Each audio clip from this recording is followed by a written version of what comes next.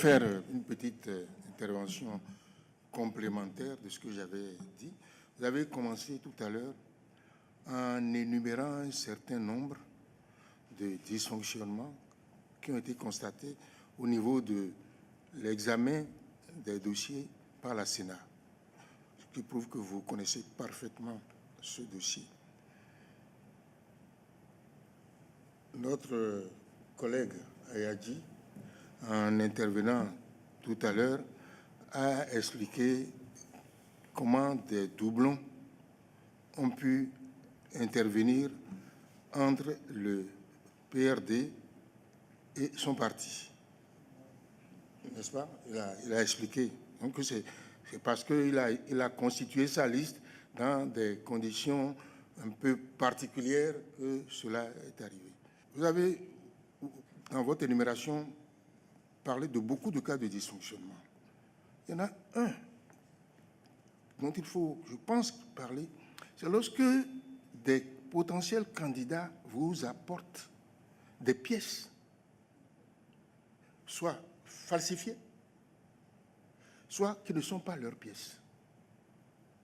Alors, notre loi ne dit rien sur ces cas-là.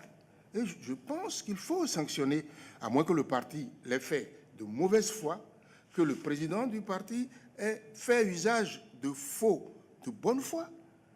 Il faut, à mon avis, quand même, absoudre ce parti qui n'a pas les moyens de vérifier qu'une pièce qui lui est présentée par un potentiel candidat est un faux. Et poursuivre, si la bonne foi du parti est prouvée, poursuivre cette personne qui a fait cela. Sinon, nous sommes à la merci de n'importe quel voyou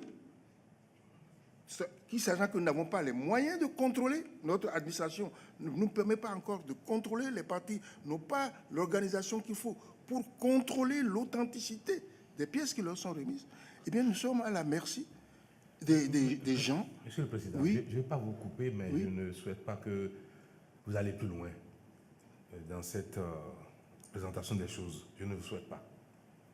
Parce que les partis politiques ne peuvent pas aligner des voyous sur leur liste. Non.